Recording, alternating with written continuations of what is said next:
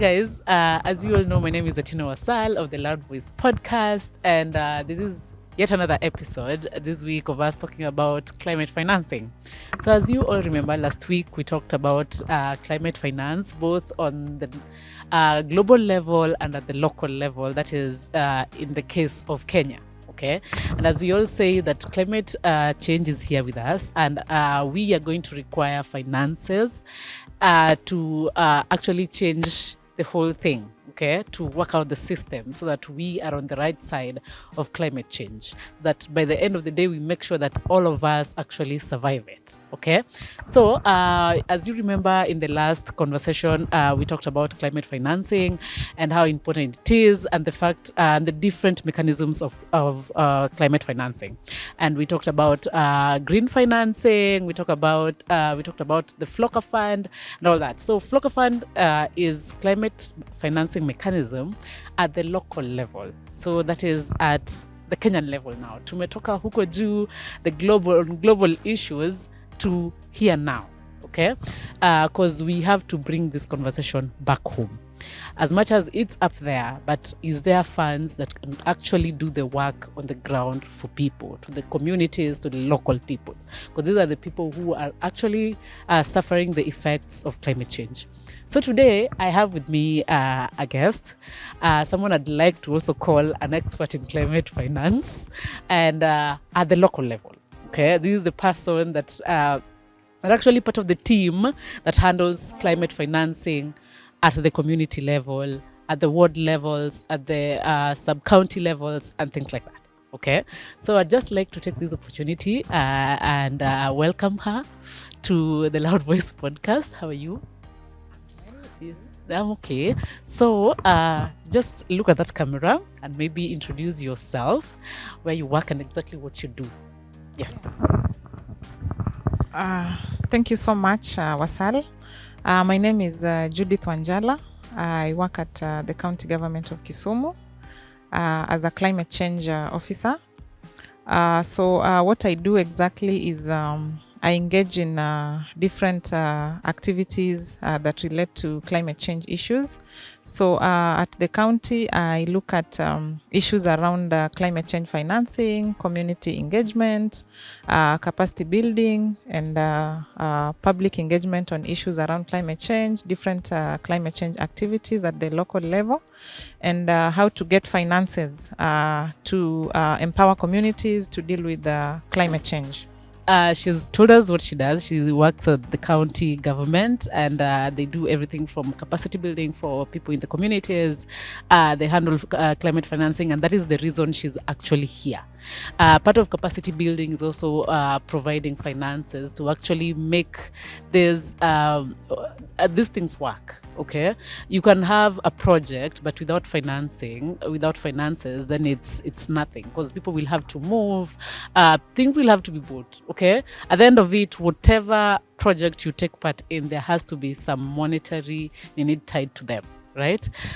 So the reason why I brought you here today is because of FLoCCA Fund, but I don't want to tie it just to that. If there are other climate financing mechanisms at the local level, then I'd also like you to take the opportunity to inform us of that. So just to put this across, this is a podcast for young people, and young people and people who are not really in the climate change space, but as we all know, we are all suffering the effects of it, and at the end of it, it's going to require us pulling up together, whether you understand it, whether you are in the you are in the space or not, to actually make these things work, right? At the end of it, it's going to need lawyers to come in, it's going to need doctors to come in, it's going to need just everyone to walk this journey with us to make sure that we are on the safe side of climate change. Okay, so this is for people that I like to put this across. I always love putting this across.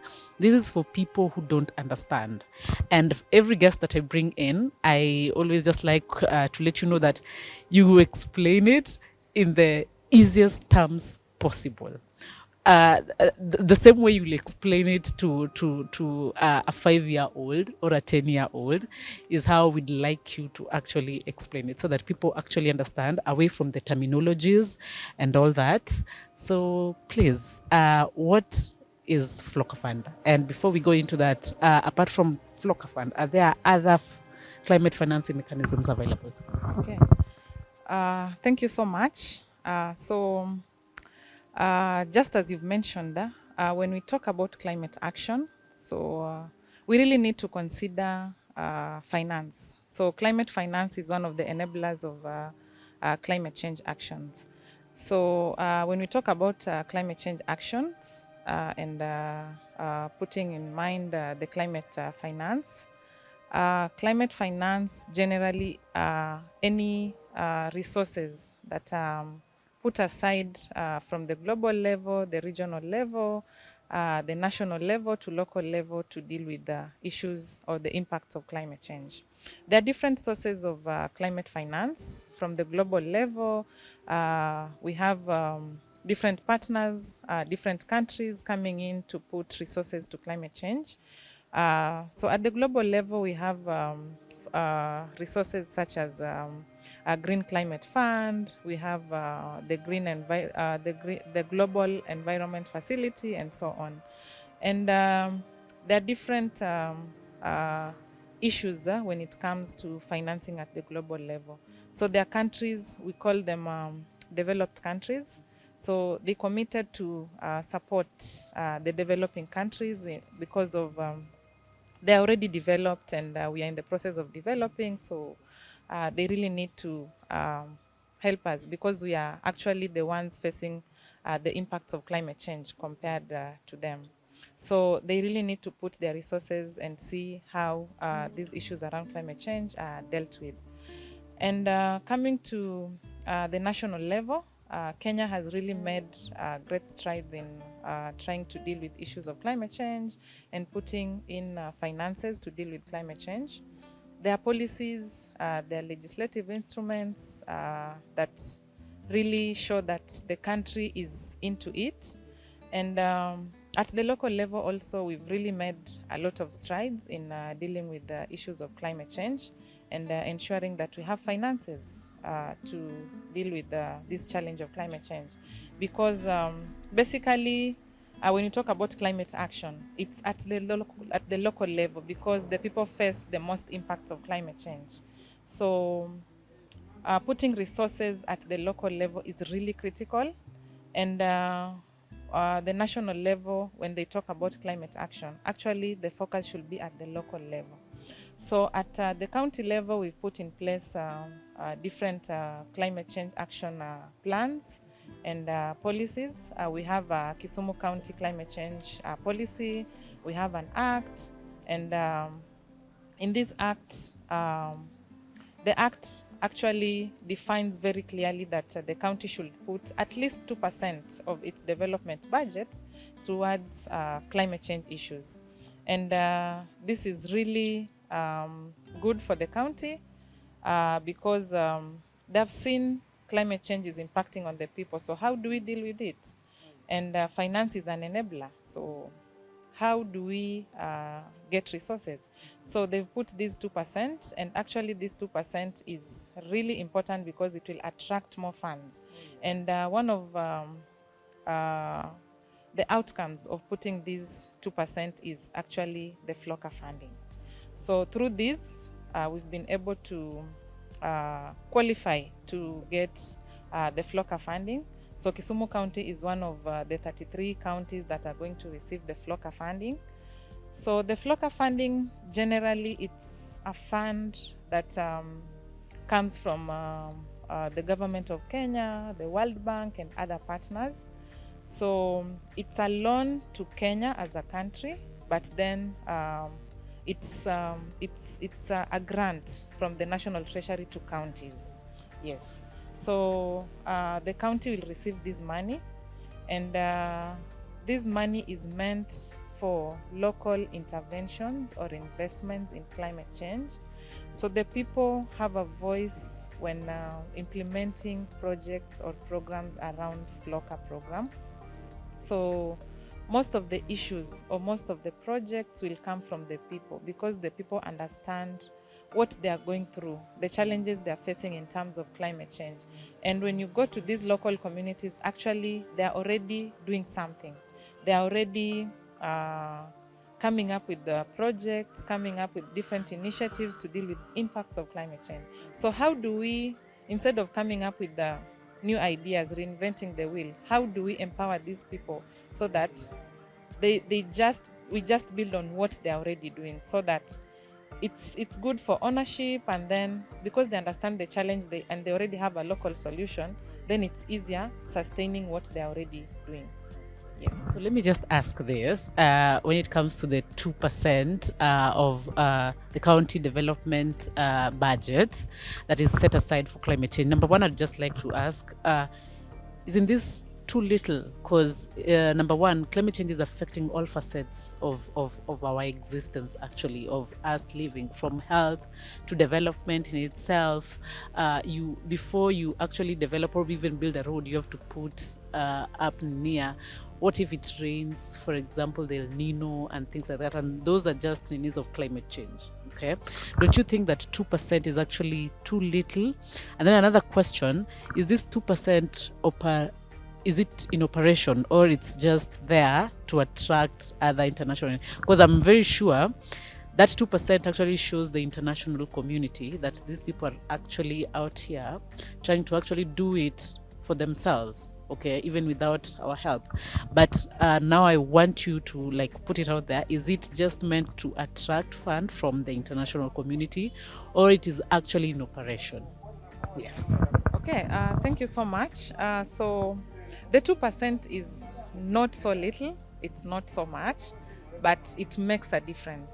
When you look at 2% of Kisumu County's development budget, it's around 100 to 200 million. So this money, when it's given to climate change as a sector, it will really make a big difference compared to when we don't have these funds at all. And the Kisumu County Climate Change Act was actually passed in 2020. And we were to do a regulation to operationalize these acts. And one of the regulations that we've come up with is the climate finance regulation. So this climate finance regulation basically is to make the county to commit the 2% that they have actually established in the act. And we've had a bit of challenges, but I can report that the fund regulation actually has gone through. So it's likely to be operationalized this financial year. But the county has made some strides, as much as we've not given the 2% as we committed, but at least there are funds that have been given this financial year, 136 million, just towards climate change. And you see, the FLoCCA fund, you cannot receive it if you've not put any funds in your kitty. So at least the county put in some money, so we are going to get the equal amount from the FLoCCA fund. Yeah. Before the FLoCCA fund, this 2%, this is what I'm really interested in, because this is what is from us as citizens, okay, as the people at the ground. This is us financing our own impacts, the impacts that we are actually suffering from, and the climate actions, all right? So what is this 2% meant to actually cater for exactly in the climate change space? Yes. So the 2% is meant to fund climate change investments that come from the ward level.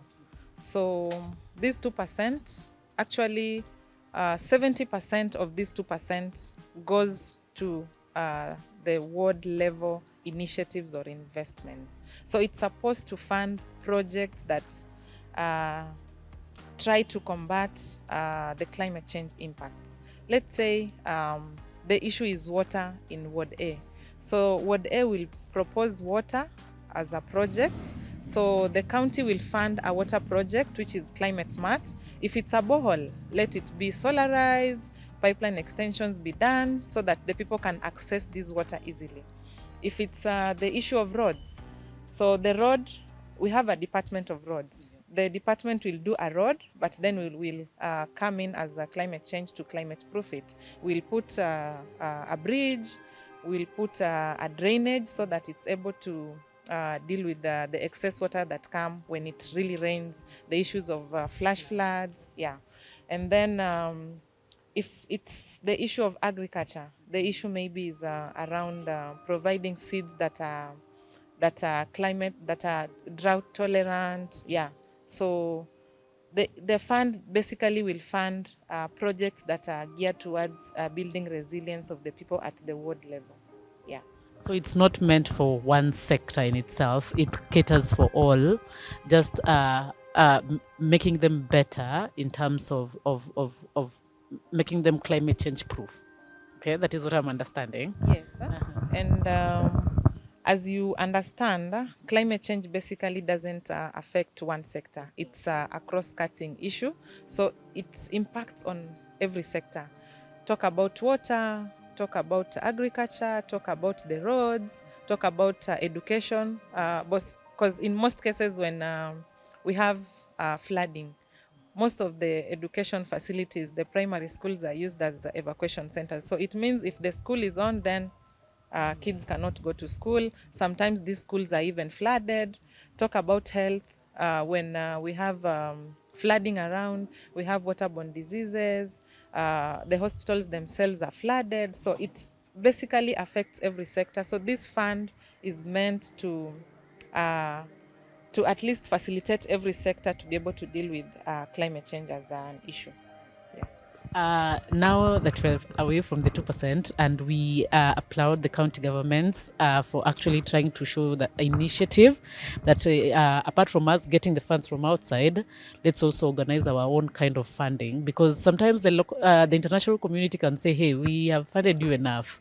Where can we move on from there? Okay, and it's actually interesting that counties have also decided that apart from our like wholesome development funds, let's also cut this and put it aside to help mitigate climate change. Okay, so we are going to the main issue why we are here, the FLoCCA Fund now. Where is it from? What is it meant for? And who does it actually cater for? Yes. As I mentioned earlier, FLoCCA basically means financing locally led climate action. So it's an abbreviation for that. So this FLoCCA Fund is an initiative for World Bank, the government of Kenya, and other partners like SIDA, WWF. So these partners have put a fund. They're collecting resources from different partners. So this fund is basically meant to fund climate actions or climate initiatives. So these climate initiatives are supposed to come from the local level, in our case, the ward level. So the funds are supposed to go down to the people. So the people are supposed to propose or come up with initiatives that are meant to build their resilience. So the government of Kenya will receive this fund as a loan. Then it disburses this fund to counties as a grant. So counties are supposed to ensure that the funds reach to the people, because as I mentioned earlier, the impacts are felt most at the local level. Yeah, so because the impacts are felt most at the local level, then the solutions also have to come from the local level. That's why we are talking about locally led. It's the people to decide. It's the people to give their voice in terms of what they need, what should be implemented, what should be done in terms of dealing with the challenge of climate change. Yes. So it's a people-centered kind of grant or funding. Yes. I know it's coming down here, but I'd just like to know who have access to this fund, because even people at the local community, people are segregated. There is women, there are men, there is youth groups, and things like that. Who actually qualifies to get this kind of funding? What could you be doing to actually make you be you deserve actually this fund? What are the parameters that they actually look for before they decide you can actually get the fund, you can't? The fund will come to the counties. So the systems that the county will still be used in terms of tendering, in terms of procurement, in terms of how money is disbursed to different projects. So basically, the county has also established some committees. So we have the ward level climate change planning committees. We have the county level where we have the county climate change planning committee. And then we have the council at the apex, the climate change council, where the governor sits. So basically, these funds are not given to individuals. It's not given to an individual that you do this, you do this, you do this. So the communities are supposed to engage with the ward climate change planning committees. So the ward level committee, which is the ward climate change planning committee, are supposed to consult the communities. What are the different issues that you are facing? What are the different challenges that you are facing? Then they come up with a solution as a community. So the solution basically will be in form of a project, will be in form of a program. Let's say the issue is around lot tree cover. So they can propose, we want to do a lot of tree planting. Let's say the issue is around water. So what is it about water? Do we need a borehole? Do we need a water pan? Yeah. So that is how the communities will be engaged, but it's through the committee. So the committees have to be really strengthened to understand their roles and how to engage with the community so that they give solutions to these communities. We can't reach the communities directly, but the ward committees are established for that purpose, to engage the communities, to understand their issues and to bring them out clearly. So they'll be proposing, actually we'll be engaging the committees every financial year. They come up with projects. Let's say they propose a project for 2 years. After we've done the first year, then we move to the second year, we'll come to the field, review. How was the project that you proposed? Did it make any impact? And we look at what they proposed for year 2. So is it the same priority that you still want to go with, or you want to change it because times are changing, issues are changing, the impacts are becoming more frequent. So what else can we do to build your resilience? So the communities have to be to put the committees in check. They have to ensure that their issues are addressed through the committees. So the committees have to be really strong on the ground because actually they're the voices of the people. Yes. Have people been sensitized of this? Because we have had issues of funds actually being there, but nobody actually knows about them. And in the end, they actually don't get to do the work they're intended for. That aside, another question. We have this issue of world over, different countries have different needs and things like that. Even at county, at the ward levels, there are wards that are, how can I say, more developed than other wards.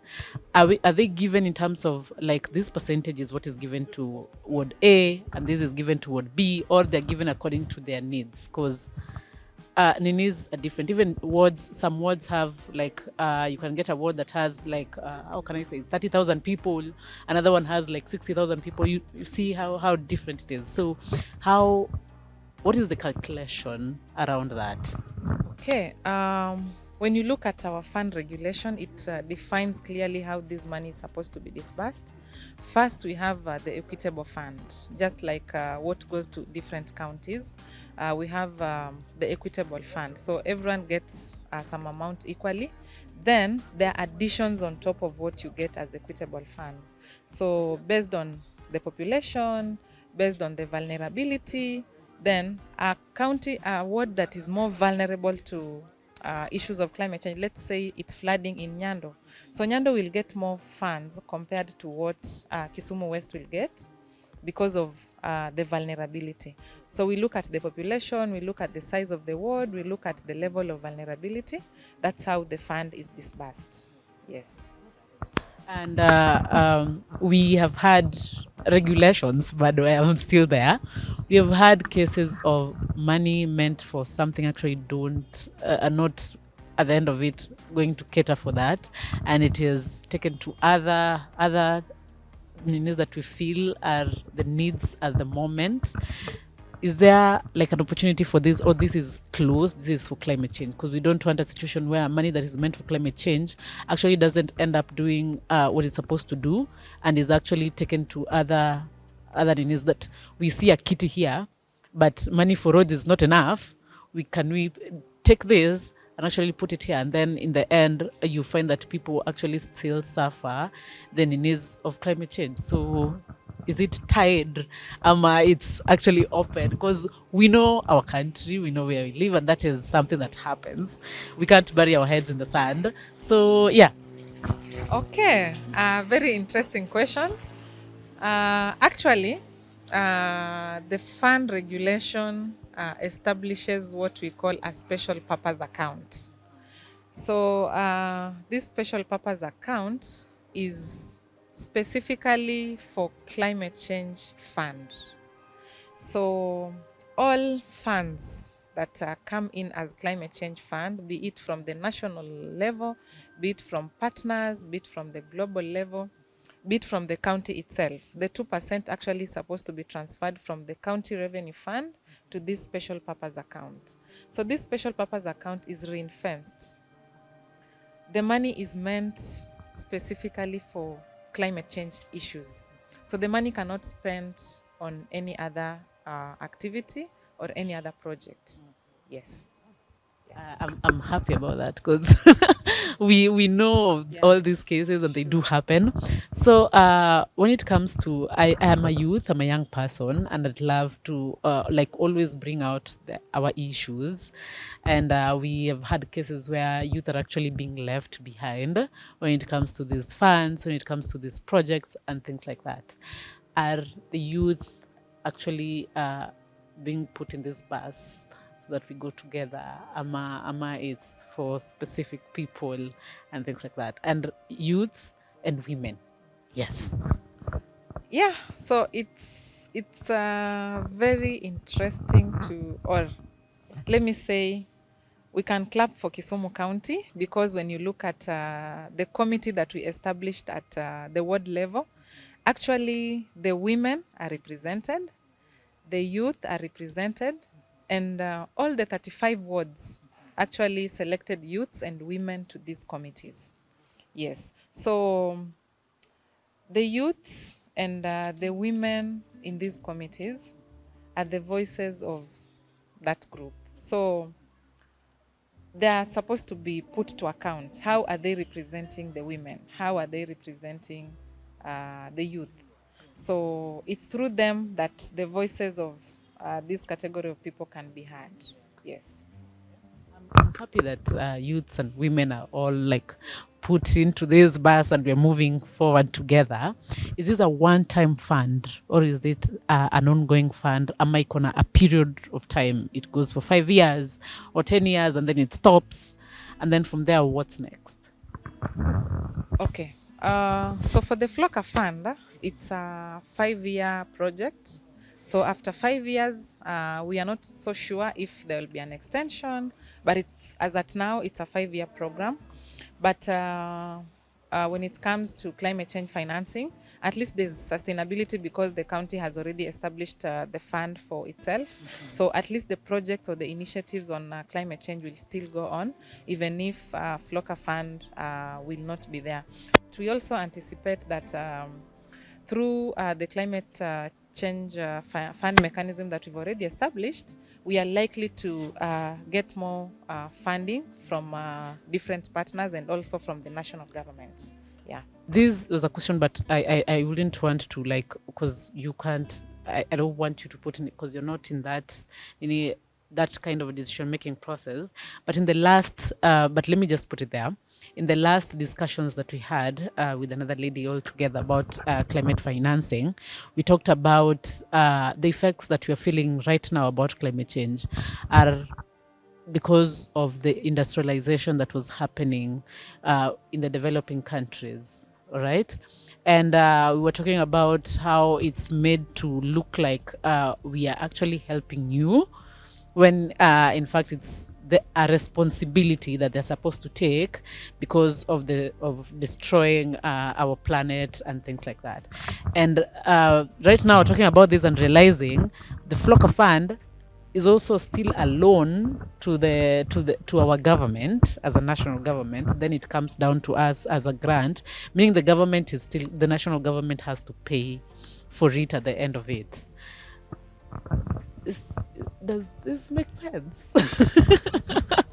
Yeah. Yeah, there has been an issue around climate financing. And if you remember very well, in the last COP, actually, we were talking about the issues around loss and damage. So how do we ensure that these developed countries actually put their funding as they have committed? So it's still a big issue. There's still a big war to fight, but we are hopeful that eventually they'll honor their commitments so that they are able to give these funds not as loans, but actually as maybe grants or finances to actually deal with these issues of climate change. Because actually, when you look at what developing countries are contributing to in terms of climate change, it's negligible. But we are facing the consequences. So these developed countries actually have to just honor their commitments. So let's put this out here. It's about time we stop, they stop giving these funds as loans, because we suffer the consequences of their actions. And then you're given money that, hey, I've destroyed your house, but I'm giving you this money, but you'll have to return it back after you've built the house. And that doesn't make sense to anyone. Okay, at least to me, it doesn't make sense. And I'm happy that Judith Nasambu also agrees with that. All right, so I'd just like to give you this opportunity to actually give us how can I call it, any other information that we might actually have not spoken about here, but you feel like is important, and the people outside there, especially with youths and women, should actually know for them to actually take advantage of this fund and help build their communities, build their resilience, and things like that. Thank you so much. So what I can just encourage all of us is that dealing with climate change actually requires concerted efforts. It cannot be done by counties alone. It cannot be done by the national government alone. The communities have to come up and also assist in dealing with the issues of climate change. And actually, the people have the power and have the voice and are actually doing something already. So let's just build on what we are doing. It can be a small initiative, but it makes really much difference. So let's keep doing what we are already doing, and let's try to look on the opportunities that are out here in terms of climate financing. Let's do proposals. Let's put the committees that are already in place in check to ensure that actually our issues are being addressed through these committees that have been established. And also our legislative arm of the county, that is the assembly, let's ensure that actually they're supporting these initiatives in terms of ensuring that these finances are available. They're supporting the different initiatives in the wards so that at the end of the day, the county becomes resilient to climate change. And the county is already planning to capacity build these committees so that they understand their roles. So we are rolling out the trainings of these committees so that they are able to assist the county, because they are the voices of the county at the community level. And then the fund regulation is actually has been passed. So we are intending to do the public participation so that the fund regulation is operationalized, and it will be easier for the county to be able to implement the 2% commitment that they have put towards climate change. So we just hope that the communities out there will ensure that their voices are heard, and they're supporting the county in ensuring that the different initiatives on climate change are actually being implemented, and also ensure that you look at or monitor what the counties are doing to ensure that there's transparency and then accountability in terms of spending the funds that are meant for climate change initiatives are actually put to where they're meant to be. Yes.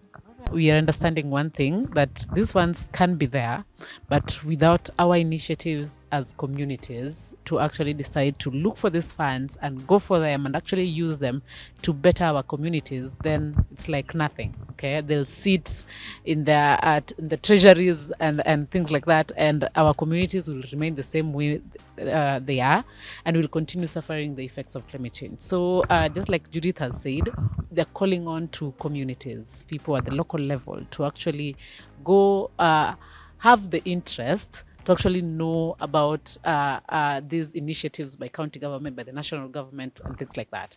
You know, most people always know about something only when maybe an organization actually brings it to their communities, and most of us don't actually put the initiative to actually look at the opportunities that the county actually has for people. So yes, this was just a call for you. Now you know what the FLoCCA Fund is. Now you know what the 2% of the county budget that is meant for climate change is supposed to do. So it's just now up to us as a community, as a people, to actually tell ourselves that now is the time for us to actually act on it. And I'm happy that the FLoCCA Fund is actually a people-centered kind of a fund. It's us as a community that decide what we need and communicate it and let it be funded. Okay, you need a borehole because you don't have water. You just say the need. Okay, you need trenches for water to pass when it actually floods or things like that, because the rains are raining right now. It's for you as a community to actually say what you need, and then it's going to be funded by the FLoCCA Fund. Okay, that is the easiest thing I've ever gotten, because most of the funds you get that people come with ideas on what they think should be funded without actually going to look for the needs of that community. And this is stating that it's you to decide on what is going to be funded. Okay, so I'd just like to put this, people of Migosi Ward, there's a whole nini flooding up here, and I hope you people can take advantage of that and go say that you actually need drainages for that water to pass. Okay, so I'm so happy that you got to grace our podcast, Judith, and we are happy when people in the county actually decide that people need information, so let's go and actually give it. You accepted it so fast, and I'm so grateful for that. Thank you for coming on. So guys, that is all I had for you from this side, and it's just to give you the information, as we always say, so that you can actually act now on what you understand. Okay, so with that, I think we are closing this episode, and from us here this side, we just like to say bye bye.